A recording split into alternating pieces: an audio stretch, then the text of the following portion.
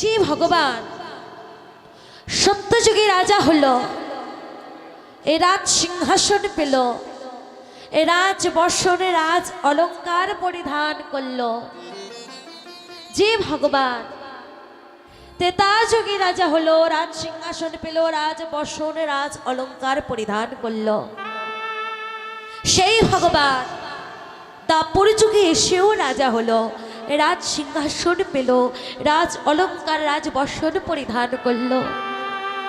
কিন্তু সেই ভগবান আমাদের কলিযুগে এসে পথের কাঙাল হয়ে রাজ সিংহাসনে নয়, রাজ বর্ষণ নয়, রাজ অলঙ্কারে নয়, ভিখারির বেশে ধুলাই গড়াগড়ি দিয়ে জীবের হাতে ধরে পায়ে ধরে কৃষ্ণ নাম হরি নাম বিতরণ করলে। কিন্তু কেন কলির মাঝি কেন তিনি ভিখারির বেশে এলেন?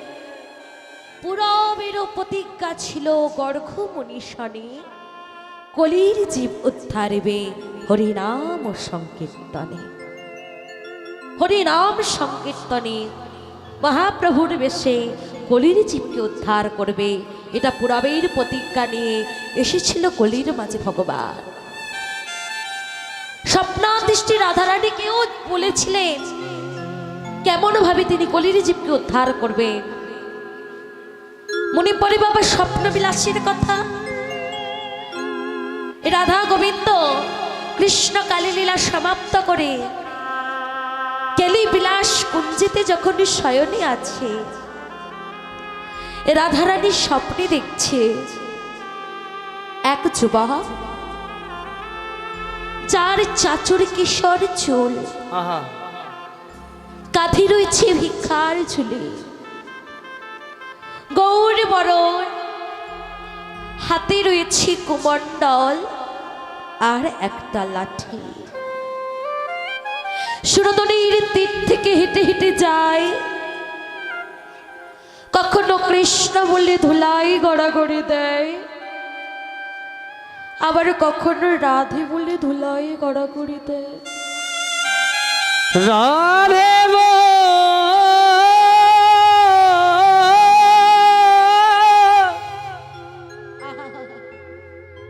প্রেমময়ী হরি বল হরি বল হরি বল। রাধে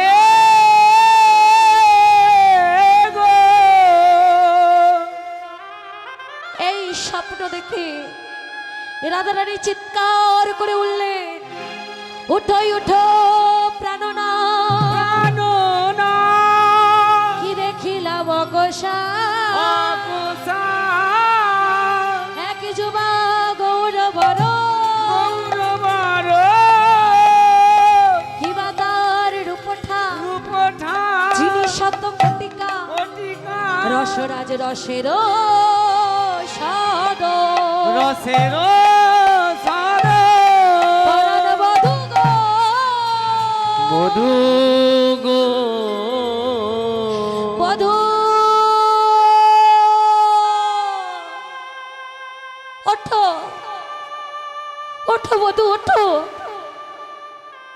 কি হয়েছে রাধে? জানো বধূ, আজ আমি স্বপ্নে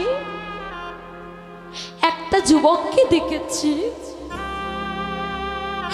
যার গায়ের রং সোনার বড়, চাচুর কিশোর চুল, কাঁধে রয়েছে ভিক্ষার ঝুলি,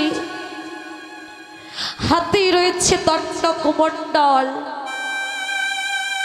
সুরধনীর তীর থেকে হাঁটতে হাঁটতে যায়,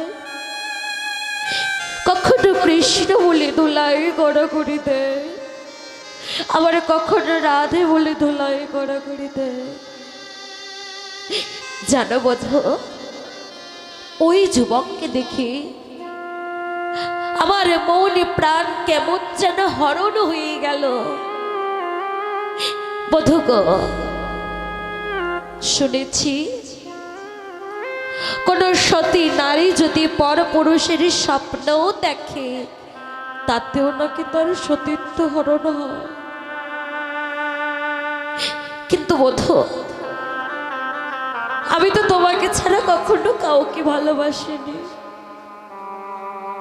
তাহলে কেন কেন আমি পরপুরুষের স্বপ্ন দেখলাম? বলো বধূ, কে কে এই যুবক, কি এর পরিচয়? বলো বধূ, আমায় তুমি বলো, কেন ওকে দেখে আমার মন প্রাণ এমন ভাবে হরণ হয়ে গেল? রাধে, জানতে চাও ওকে? তবে শোনো, ওই যুবক অন্য কেউ নয়, ওটা হলাম আমি। তুমি তুমি কেমন ভাবে হবে? তুমি যদি হবে, তাহলে কোথায় গেল তোমার সেই গায়ের কালো রং? কোথায় গেল তোমার ধরা চূড়া? কোথায় গেল তোমার করিণ মোহন মুরালি? কোথায় গেল তোমার রাজবেশ? আমি যাকে দেখেছি তার অঙ্গে তো রাজবেশ নেই। আমি যাকে দেখেছি তার গায়ে রং তো কালো নয়। আমি যাকে দেখেছি তার হাতে তো বাঁশি নেই। আমি দেখেছি সে যে একটা ভিখারি। তাহলে কেমন ভাবে ওটা তুমি হতে পারো? বলো বধূ, বলো। রাধে, ওই যুবক আমি, তবে ওটা আমার ব্রজবেশ নয়। আগত কলিযুগে আমি যখন নদিয়ার মাঝে অবতীর্ণ হব, আমি ওই রূপেতে আবির্ভূত হব। আচ্ছা বেশ বধূ, আমি মেনে নিলাম ওটা তুমি। তা ওটা যদি তুমি হবে, তাহলে ওর কাছে কেন আমি নেই? তুমি তো বৃন্দাবনে যত লীলা করেছো, সব লীলা আমাকে সাথে করে নিয়ে করেছো। প্রকাশ্যে লীলা করেছো, চাপা গাছ থেকে চাপা ফুল পেরে আবার খোপাই গেঁথে দিয়েছো। কিন্তু আমি যে যুবককে দেখেছি, ওর কাছে আমি তো নেই। সে কখনো কৃষ্ণ বলে ধুলাই গড়াগড়ি দিচ্ছে, আবার কখনো রাধে বলে ধুলাই গড়াগড়ি দিচ্ছে। ওটা যদি তুমি হবে, তাহলে কেন তুমি রাধে বলে ধুলাই গড়াগড়ি দিচ্ছ বধূ? ও রাধে, কারণ ওই নদিয়ার মাঝি আমি তো একা যাব, তোমাকে তো সাথে করে নিয়ে যাব না। তাই তো তুমি তোমাকে দেখতে পাওনি। যেই না কথাটা বলেছে, রাধা রানী ছুটে গিয়ে গোবিন্দ চরণ দুটি জড়িয়ে ধরেছে। বধূ,